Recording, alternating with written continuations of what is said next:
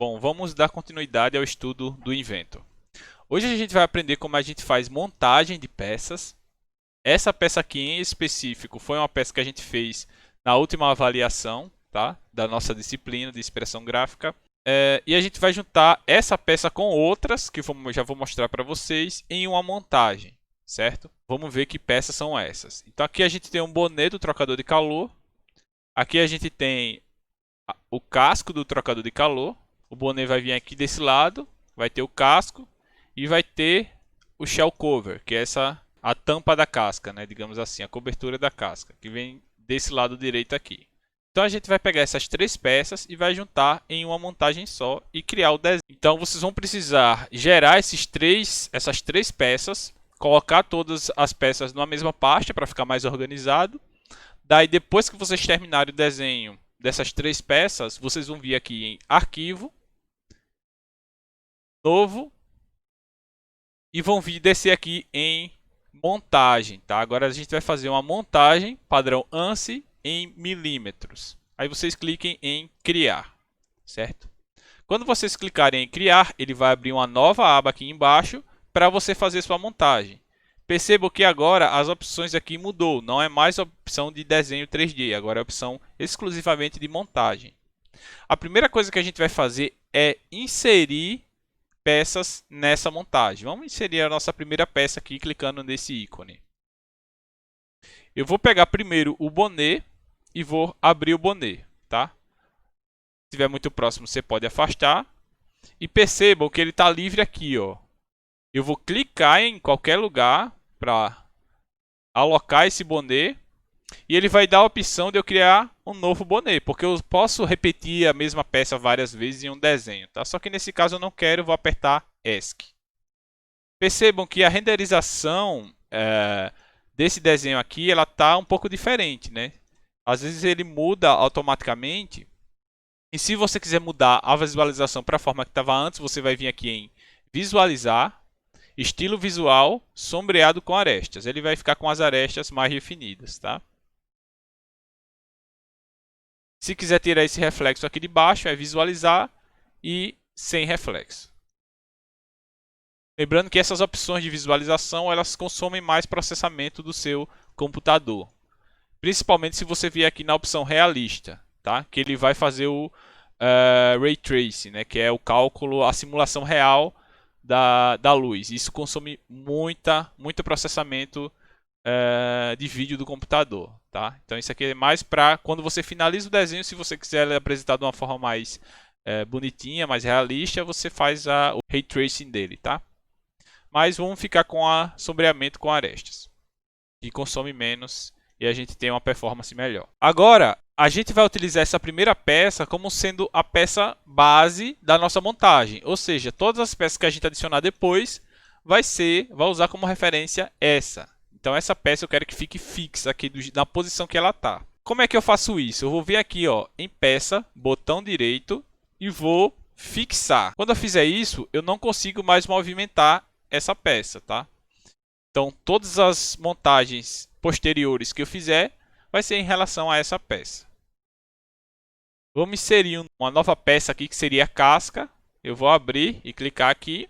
Não quero adicionar outra casca, eu vou apertar ESC, tá? Agora, o que é que eu preciso fazer? Eu preciso juntar essa parte aqui com essa daqui. Só que antes eu vou excluir esses planos que eu tinha gerado nas peças. Não excluir, né? Tirar a visibilidade deles, porque ele está me atrapalhando. Eu vou expandir aqui em peça, tem todos os planos de trabalho que eu utilizei. E vou tirar a visibilidade desses planos aqui para não me atrapalhar, certo?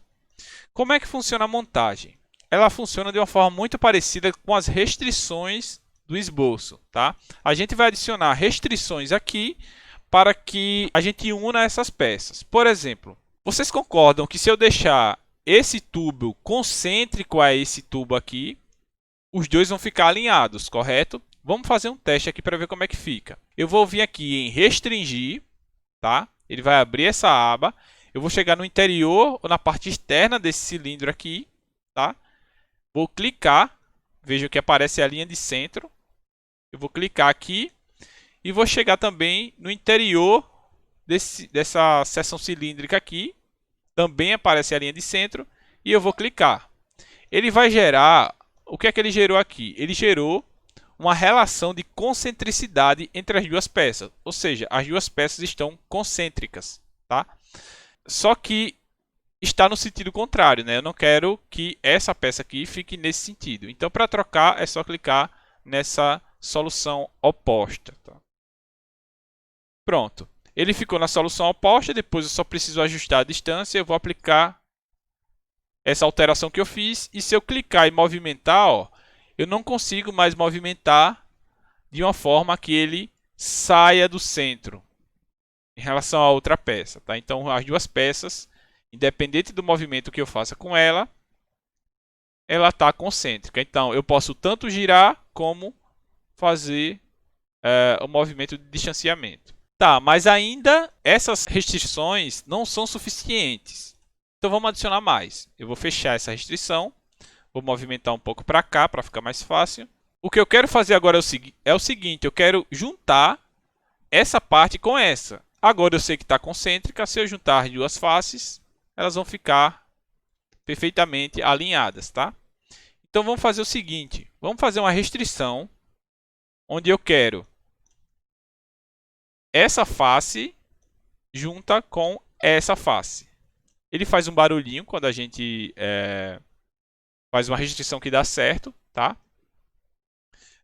As duas faces ficaram juntas agora, eu vou aplicar e vou fechar.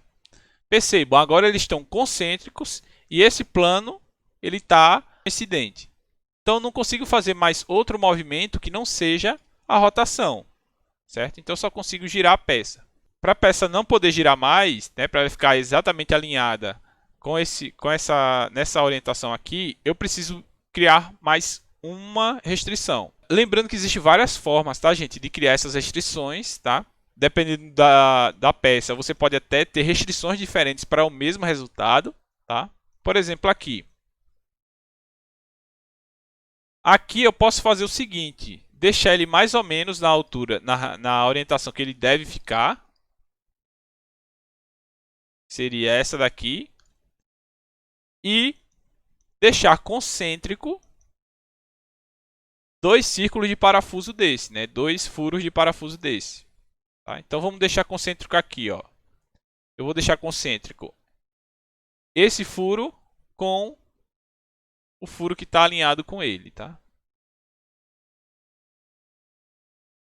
Opa, selecionei, acho que eu selecionei a área. Vou cancelar aqui. Eu quero deixar concêntrico esse. Lembrando que tem que selecionar a cavidade para pegar o eixo de rotação. Pronto. Daí eu vou aplicar e vou fechar. Pronto, agora ele está perfeitamente alinhado. Para fazer o teste eu tento girar e não consigo porque ele está montado certinho aqui. Tá? Então percebo que a gente pegou duas peças diferentes que a gente gerou e criou uma montagem com elas. Tá? Vamos entrar agora com a shell cover desse trocador de calor, certo? Eu vou abrir aqui a shell cover, pedir para inserir, shell cover, abrir, e vou clicar aqui em algum lugar. De novo, eu não quero outra peça, eu vou apertar ESC. Eu vou tirar a visibilidade desse plano aqui também, porque eu não preciso dele por enquanto. E vamos fazer um pouco diferente. Agora eu vou pegar essa área aqui e juntar com essa área. Tá? Ele já juntou no sentido que eu quero. Se eu quisesse, eu poderia inverter o sentido aqui também, clicando nesse ícone. Mas esse sentido aqui mesmo que eu quero. Eu vou pedir para aplicar e fechar. Percebam que se eu tentar movimentar isso aqui, eu consigo. Mas ele vai estar numa restrição onde esse plano aqui, dessa face, vai estar sempre colado com esse plano aqui. Vai ser uma relação de coplanaridade. Então eu tento movimentar e ele nunca sai desse mesmo plano, certo? Com isso a gente pode fazer novas relações, tá? Eu vou agora colocar uma relação de concentricidade, selecionar essa circunferência,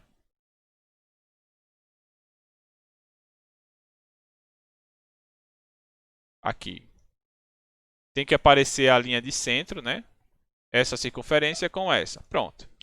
Aqui ele gerou a concentricidade. Aplicar.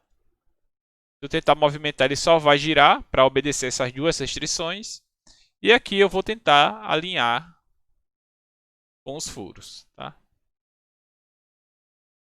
De novo, vou gerar uma restrição de concentricidade desse cilindro com esse cilindro. Clicar, fechar. Dessa forma a gente gerou a peça, tá? Se eu tentar movimentar não vou conseguir mais. E conseguimos gerar essa montagem, certo? Da mesma forma que a gente gera os desenhos para as peças, a gente também pode gerar desenhos para a montagem. Então vamos criar um novo desenho, padrão ANSI em milímetros.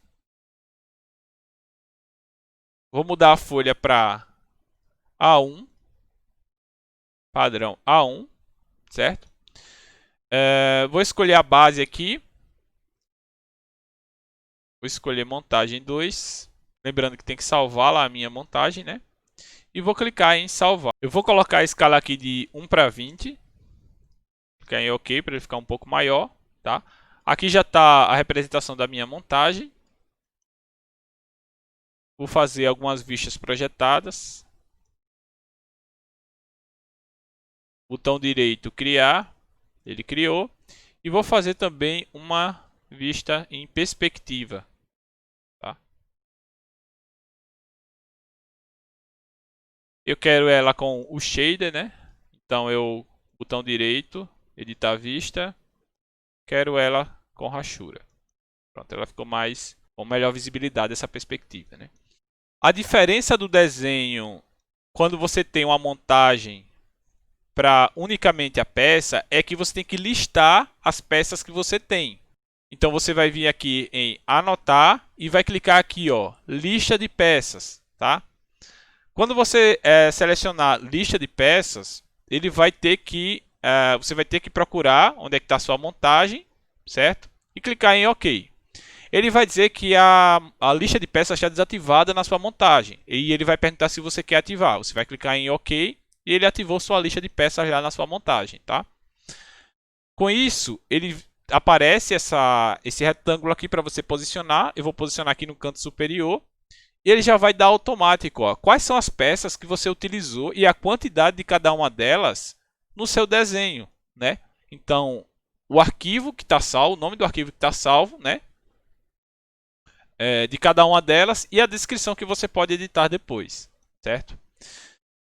Esse número aqui, item 1, 2 e 3, ele serve para você utilizar como um balão de referência. Então, você quer referenciar ele no seu desenho, você pode clicar aqui, ó, balão de referência, clica na peça, clica onde quer deixar e Enter. Pronto. Aqui ele já está indicando que essa peça é a peça 1, é o item 1. Mesma coisa para as outras peças. Cliquei mais uma vez e apertei Enter. Mesma coisa aqui. Pronto. Ele identificou que essa é a peça 1, essa é a peça 2 e essa é a peça 3. Certo? Então é dessa forma que a gente faz montagem e gera o desenho da montagem de acordo com a lista de peças. Perceba que isso facilita muito o nosso trabalho, né? Então imagine que a gente vai adicionar parafusos aqui, então ele vai dizer que automaticamente qual é o número de parafusos que você vai precisar em cada uma delas, tá?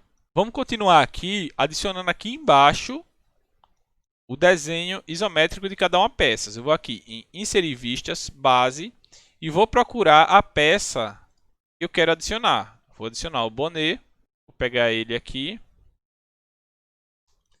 Vou adicionar mais vistas projetadas. Se eu quiser, eu adiciono um corte também.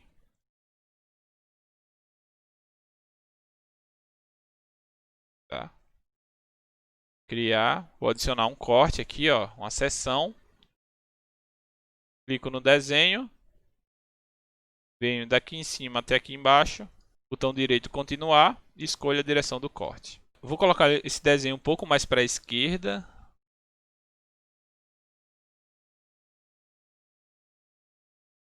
E fazer a outra vista que é A casca. Colocar a base da casca. Ela apareceu aqui.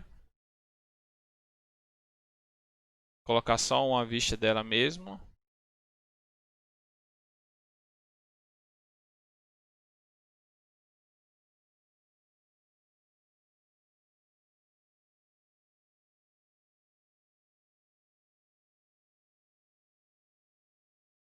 E finalmente o shell cover.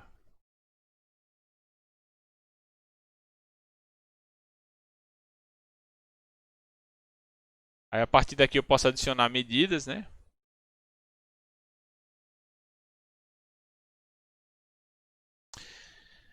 Percebam que esse desenho tem muita informação. Nada impede que eu venha aqui ó, em esboço e adicionar linhas para dividir esse meu desenho. Certo? Então eu posso adicionar uma linha nessa forma aqui e dividir esse desenho aqui em várias partes, tá?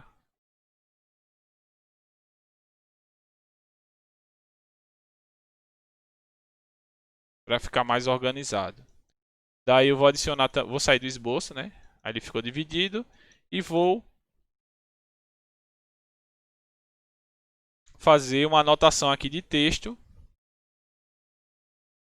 dizendo que isso aqui é a peça 1. Vou aumentar esse texto aqui. Deixar tamanho 6. Peça 1.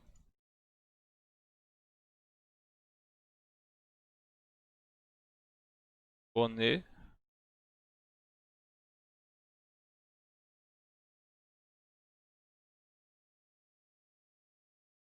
Peça 2. O casco do trocador.